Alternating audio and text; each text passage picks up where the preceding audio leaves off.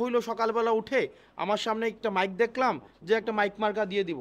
আমার সামনে একটা ডেস্ক দেখলাম, আমি একটা ডেস্ক মার্কা দিয়ে দিব।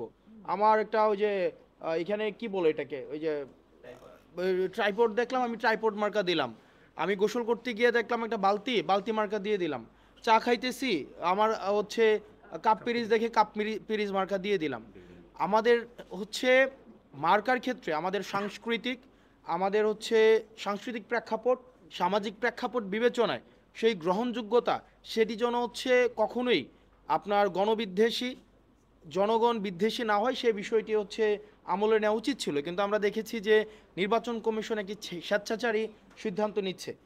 যেই মার্কাগুলো অলরেডি নির্বাচন কমিশনের যেই আপনারা শিডিউলের মধ্যে রয়েছে, এগুলো কোন নির্বাচনকে কেন ওই শিডিউলে অন্তর্ভুক্ত করা হবে না সেটারও স্পষ্ট নীতিমালা নেই।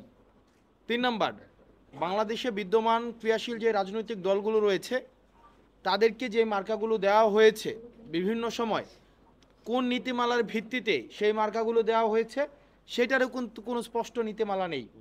অর্থাৎ নির্বাচন কমিশন যার মানে একটা মধ্যযুগীয় বর্বর আমরা আহ, যেই আমরা শাসন ব্যবস্থা দেখতাম, যেখানে রাজা যেভাবে ইচ্ছা সেভাবেই হচ্ছে আইন প্রণয়ন করে, সেভাবে ইচ্ছা হচ্ছে সেটা বাস্তবায়ন করে, নির্বাচন কমিশনের আচার আচরণে আমরা এই ধরনের আমি বলছি না যে তারা এটা করছে বা তাদের ইচ্ছা আছে, বাট আমরা দেখছি মধ্যযুগীয় রাজা বাদশাদের আচরণের সাথে তাদের একটা সাদৃশ্য রয়েছে। এবং আমরা নির্বাচন কমিশনকে আমরা বারবার কিন্তু বলেছি যে একটা নির্বাচন কমিশন সাংবিধানিক একটা প্রতিষ্ঠান, এই প্রতিষ্ঠান অবশ্যই একটা আইনগত নীতিমালার ভিত্তিতে সেটি চলবে। কোনো ব্যক্তি সর্বস্ব বা ব্যক্তির ইচ্ছা, আমার ইচ্ছা হইলো সকালবেলা উঠে আমার সামনে একটা মাইক দেখলাম যে একটা মাইক মার্কা দিয়ে দিব। আমার সামনে একটা ডেস্ক দেখলাম, আমি একটা ডেস্ক মার্কা দিয়ে দিব। আমার একটা ওই যে এখানে কি বলে এটাকে, ওই যে ট্রাইপড দেখলাম, আমি ট্রাইপড মার্কা দিলাম। আমি গোসল করতে গিয়ে দেখলাম একটা বালতি, বালতি মার্কা দিয়ে দিলাম। চা খাইতেছি, আমার হচ্ছে কাপ পিরিচ দেখে কাপ পিরিচ মার্কা দিয়ে দিলাম। আমাদের হচ্ছে মার্কার ক্ষেত্রে আমাদের